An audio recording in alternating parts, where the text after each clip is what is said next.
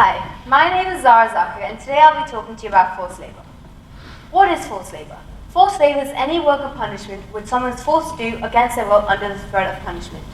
Imagine going into work every single day and having to be in a hostile environment, regardless of whether you're a woman who's pregnant or even if your health is deteriorating due to the punishments given. Imagine your entire family relying on you to give them the bare necessities or even less, but in order for you to do that, you have to endure the somewhat torture every single day. Rana Plaza, just another garment factory in Bangladesh. For weeks, workers have been complaining about cracks. However, no action had been taken. Finally, less than 24 hours before the incident, officials stepped in and ordered the entire building to be evacuated. A group of workers said that they heard a loud noise and were told to go home by their bosses, claiming it was an electrical issue. The next day, factories had reopened. However, workers were understandably scared and hesitant to go into work, especially since going into work would mean they were violating the order the officials had given. Mohammed Sahel Rana, the owner of the building, would have lost hundreds and thousands in taka, and several of his urgent foreign orders would have been in jeopardy. He was not willing to risk that if he had just kept the factory closed for one day. It was no secret that the building was unsafe. The building was designed and built for only 6 stories, with 2 extra floors added illegally. Nazmul Huda, an ETV correspondent, said that he heard that he saw Rana's men force people into work with loud hailers and phoning people to come to work. Rana said, in order to try and justify his needs, Rana said that it was not a crack, it was just that the plaster has come off a little bit. That it was a little tiny thing and they made it seem bigger. It was 9 a.m.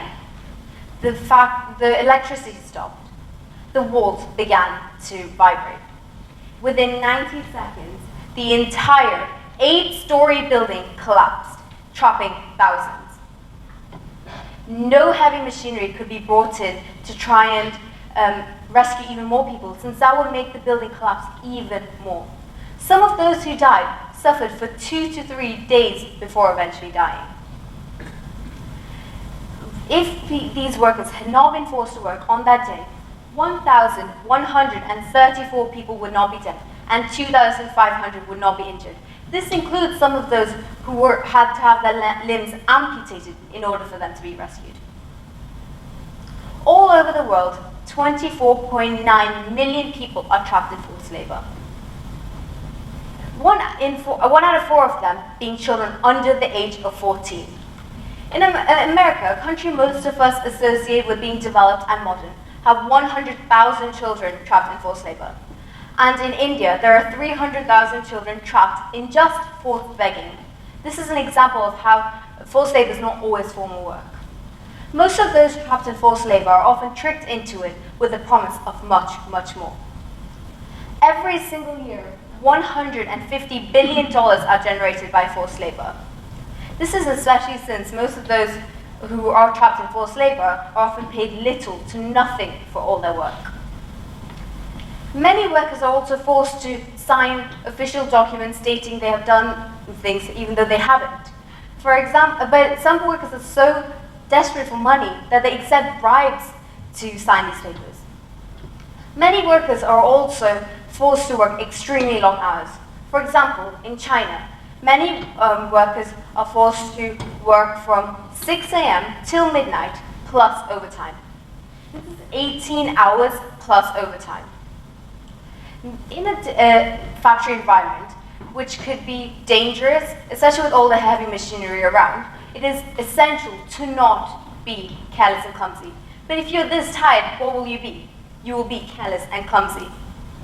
And especially since most of these people do not have the training necessary, and for the company, by the way, this will be less expensive than giving them the actual training necessary, and that's why they bribe these people to sign these papers. And because of this, they are in such a dangerous environment, and this is a huge health hazard. In my opinion, the only way to not fail in stopping forced labor is to distinctly address structural vulnerabilities within policies. Kathy Collins once said, "I am in the world to change the world." What will you do to change the world for these people? Thank you.